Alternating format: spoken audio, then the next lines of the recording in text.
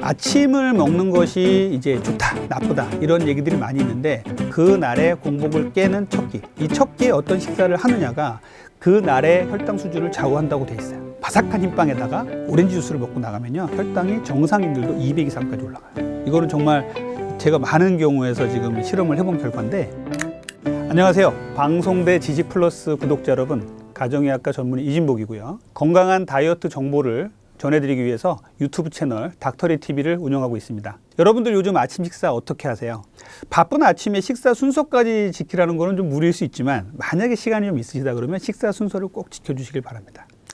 자, 식사 순서가 왜 중요하냐면요, 많은 연구에서 식사 순서를 탄수화물부터 먼저 먹었더니 혈당 수준이 어마어마하게 올라갔던 사람들이 탄수화물을 제일 나중에 먹었더니 혈당 수준이 안정되더라 라는 연구들이 많고요.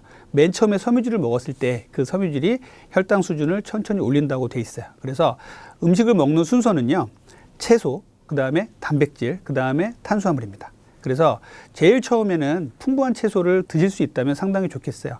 야채라든지 그리고 샐러드라든지 이런 걸 제일 먼저 드셔서 일정 정도 포만감을 쌓아 놓고요. 또 이 섬유질이 우리 장내와 위벽을 한번 쌓아준다고 생각하시면 되고요. 그 다음에 단백질이나 지방을 드시는 거예요. 그래서 뭐 여기에 계란이라든지 낫또라든지 콩류라든지 이런 거를 드시면 되겠죠. 그리고 그릭 요거트 같은 것도 좋고요.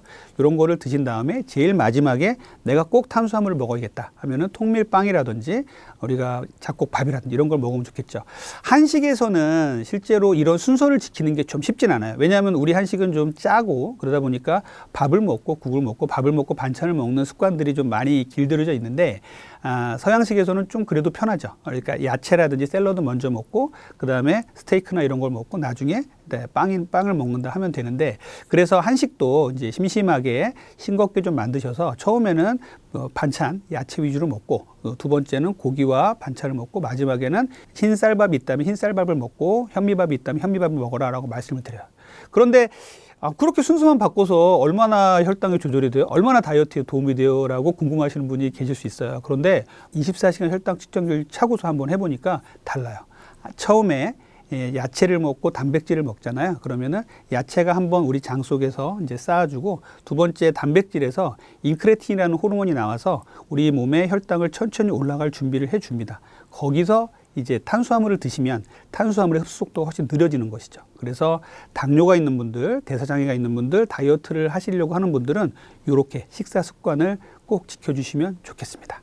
그래서 제가 이 혈당 스파이크 얘기를 계속 말씀드리는데, 혈당 스파이크를 만들지 않는 식사가 가장 좋은 식사입니다. 그래서 빠르게 혈당을 오르게 만들고 당분이 많은 음식들은 갑작스럽게 우리 몸의 혈당을 쭉 올려요. 그러다가 인슐린이 나오면 또 잡아내려요. 뚝 떨어지죠. 그래서 이렇게 뾰족뾰족하게 된다. 그래서 혈당 스파이크라고 합니다.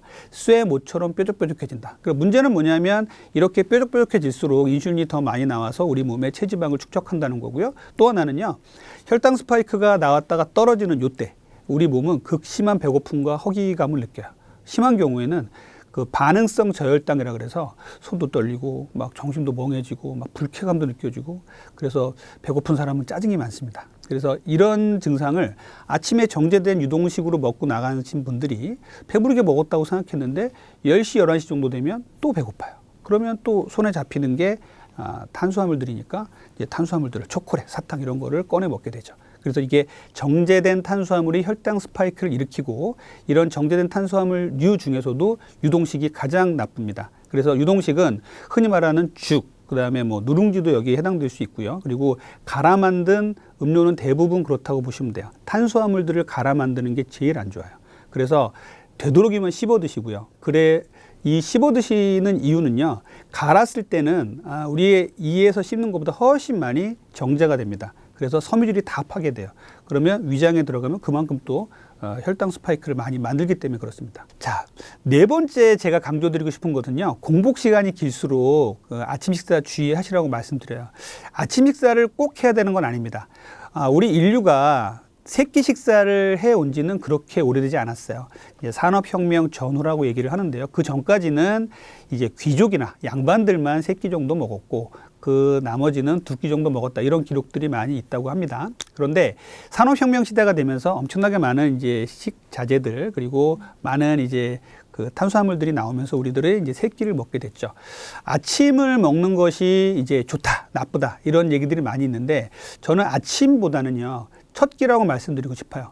그 날의 공복을 깨는 첫 끼. 그래서 브렉퍼스트란 말이 결국은 패스팅을 깬다. 그래서 브렉퍼스트인데 아침을 이제 먹는 것들이 이제 공복을 깨는 거잖아요. 그런데 요즘 이제 간헐적 단식 같은 것을 하신다고 아침에 공복을 오래 지켜서 11시, 12시쯤에 식사를 하시는 분도 계시고 나는 아침에 일어나자마자 밥을 먹어야 돼. 그래서 아침에 일어나자마자 식사를 하신 분도 계시죠. 그런데 이 공복이 보통 이제 뭐 8시간, 길게는 12시간, 더 길게는 16시간 된다고 치면요. 이 공복 시간에는요, 혈당과 인슐린이 잠잠한 상태예요.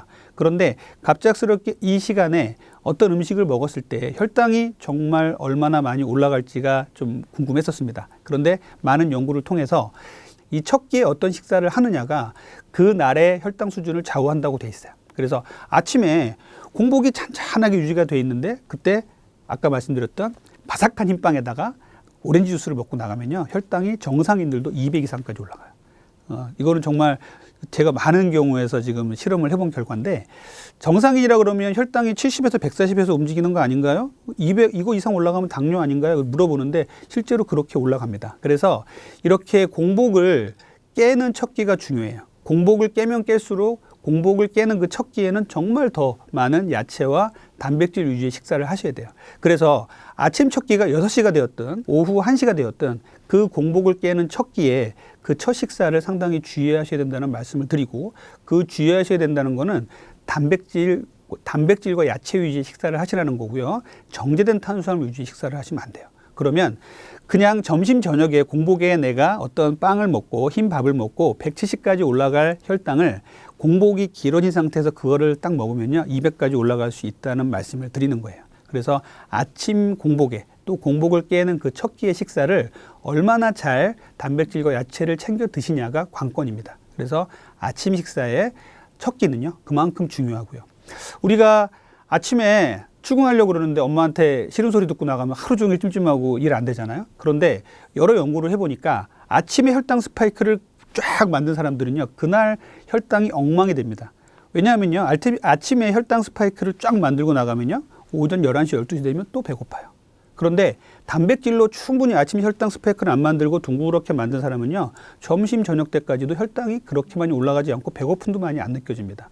그래서 그날은 혈당 수준을 완만하게 이루어지면서 혈당을 유지할 수가 있고 혈당 스파이크를 일어나지 않게 생활할 수가 있는데, 이 아침에 혈당 스파이크가 200까지 올라갔던 사람은 11시 전후가 되면 뚝 떨어져요. 그러면은 또 배고프고 또 그때 손에 잡히는 거는 대부분 또 이제 초콜릿이라든지 사탕밖에 없으니까 또 그걸 먹으면 혈당이 또 올라가고 점심 되면 뚝 떨어지고 이게 반복되는 거예요. 하루 종일. 그래서 이 아침의 첫 식사, 공복을 깨는 첫 식사는 그만큼 중요합니다. 그래서 여러분들께 꼭 말씀드리고 싶은 네 번째 아침 식사의 중요성은 그 공복을 깨는 첫 식사 때 단백질과 야채 위주의 식사를 하시라는 거예요. 절대로 정제된 탄수화물 위주의 식사를 안 하셨으면 좋겠습니다. 여기서 제가 정말 강조드리는 것, 그 야채는 괜찮은데요. 과일을 갈아 드시는 분들이 상당히 많아요. 과일을 갈아 드시는 것, 또 과일을 즙만 드시는 것 상당히 안 좋습니다. 이것들이 혈당 스파이크를 어마어마하게 만들고요. 우리 몸의 흡수를 빠르게 만들기 때문에 과일은 과당이라는 당을 함유하고 있어서 혈당 스파이크를 만들기도 하고요. 또 일부는 간으로 직행을 해서 지방간을 만들어요. 그래서 뭐 정상인 분들이 뭐 과일을 먹는 거는 큰 문제가 되지 않지만 비만인 분들, 대사장애가 있는 분들은 과일 드시는 거 주의하셔야 되는데, 그 중에서도 이 과일 중에서도 과일을 즙으로 만들거나 갈아 먹거나, 그리고 또 더 나쁜 건 말린 과일을 먹거나 하는 거 상당히 주의하셔야 되는데, 제가 지금 이제 말씀드리는 내용은 이제 유동식을 말씀드리고 있으니까 과일을 갈아서 후룩 먹고 나가는 요런 습관은 정말 안 좋습니다. 그래서 우리 몸을 이제 대사질환으로 가게 만들고 또 다이어트도 막는, 다이어트도 방해하는 이런 습관이 될 수가 있어요. 그래서 꼭꼭 씹어 먹는 고형식을 먹으라는 말씀을 드려요. 그래서 고형식은 이제 제가 말씀드렸던 단백질 위주로, 만약에 콩류를 드셨다 그러면은 이제 대두나 낫또 같은 것들을 씹어 드시고, 그리고 오래 씹어야 저작근이 활성화되고 뇌 기능이 활성화됩니다. 그래서 아침에도 중요해요. 아침에는 턱을 사용해서 꼭꼭 씹어 드시는 음식을 먹는 게 중요합니다.